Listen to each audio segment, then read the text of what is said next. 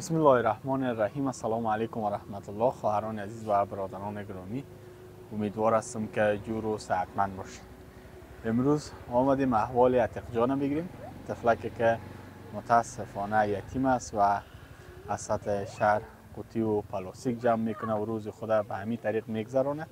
آمدیم احوالشون بگیریم و جویای احوالشون شدیم. جان کاکا چطور هستی؟ خوب هستی؟ صحت خوب است؟ عتیق جان خانه است؟ نه کجاست؟ قوطی رفته.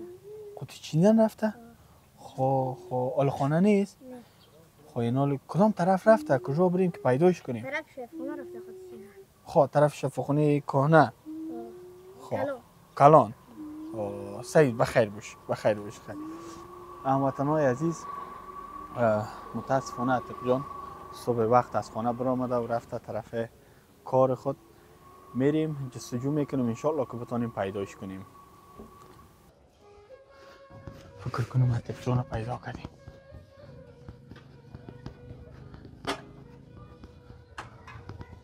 عتیق جان چطور هستی؟ خوب هستی؟ صحت خوب است؟ اوه بچه کجا هستی؟ تو پای در پای ما نماند.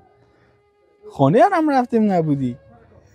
چی کردی عتیق جان؟ آمدی قوطی جمع کردن؟ آفرین آفرین آفرین. اوه بچه این سکوی ترکیده. ها؟ یکان روغن واسلین کریم ندارین در خونه چرب کنی؟ الله. خب اینه بود هم نداری؟ نه. چرا جانی کاکا؟ بود نگرفتی دی خونگی دی هوای سرد؟ پایکایت کو خنک میخرانه خراب شده پایکایت. ها؟ کار نکردم. خب عتیق جان اینی جمپر هم نداری؟ سرد است هوا. اینه من کتی جمپر خود خنک میخورم چطور میشه؟ ها؟ خب بیا یک کار میکنیم خدا کنه. امروز تو دیگه قوطی جمع نکن، بریم همراه ما که برات یک بود بگیریم، جمپر بگیریم، یکان کریم، یکان روغن، یکان چیز بگیریم که دست سکایت هم چرب کنه که ترکیدگیش جور شوه. صحیح است؟ آفرین. بریم خیلی بریم. آفرین. بیا آفرین جان کاکا. اینه خدا کنه که برای خود بتونیم اینجا پیدا کنیم یکان بود تو جمپر. سلام علیکم. استاد چی حال دارین؟ صحت شما خوب است؟ بخیر هستین؟ زنده باشین، بخیر باشین. بود یا کرمیز برای پایزی دارین؟ خب بیا عتیق جان، بیا کدامش میگیری جان کاکا؟ سعی کن خوش کن خودت خوش کن. اینی را آفرین آفرین.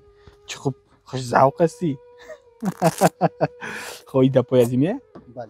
خب یک جراب بده خیلی برش که اول جراب بپوشه باز میرم یک امتحان کنم روش که میشه دپایش یا نه. میشه ایجا عتیق جان؟ میشه. آفرین. باش که من جرابای تا بپیانم. بپوش جراب. آفرین جان کاکا. اینه پایکایت هم بگی اینه ایشم بپوش. آفرین. صحیح شد؟ هر دویش دپایت برابر است؟ خیلی سوچ این حال که ببینیم دپایت. ای ماشاءالله ماشاءالله چطور خوبش است. برو یک راه برو که پایت نمیزنه. صحیح است؟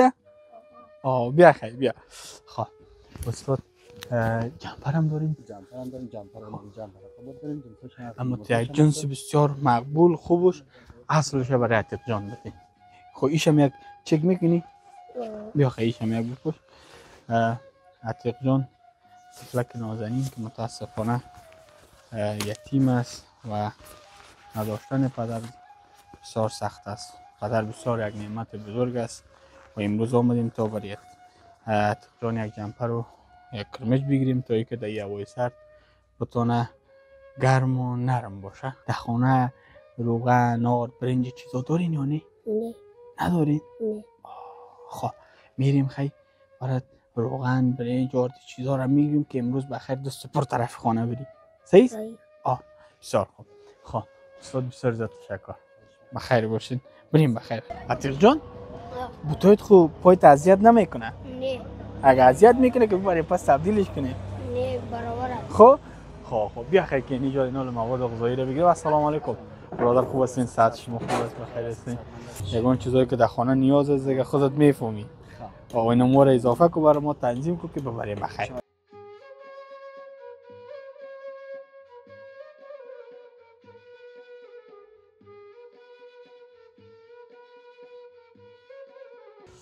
عتیق جان این بوجیگه که بگی برو خانه دیگه نبرای تا 2 ماه انشالله که راحت هستی هم تو گرم نرم بگرد. فهمیدی؟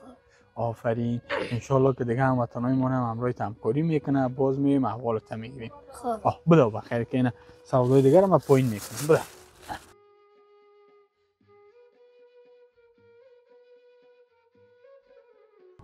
بلا خیلی بی جان صدا کو. دو برادر عزیز و مهربانمان لطف کردن مهربانی کردن.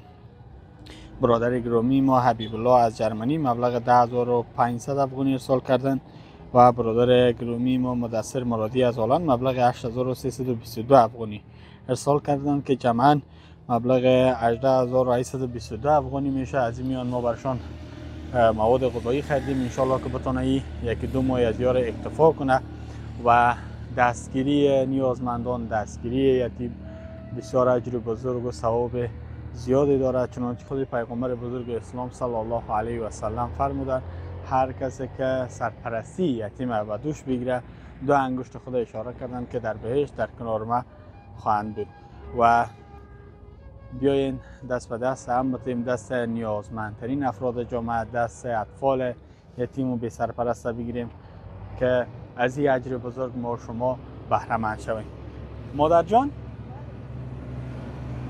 اینا براتون یک مقدار مواد غذایی آوردیم و همچنان برای عتیق جان هم جمپر و کرمیچ و چیزا گرفتیم که در زمستان گرم باشن. 10620 افغانی باقی مانده که اینا براتون تسلیم میکنم به خواهر و برادره که خورد عتیق جان یگان چیزایی که نیاز دارن براشون در زمستان بگیرین تا اینکه گرم یک زمستان گرم سپری کنن.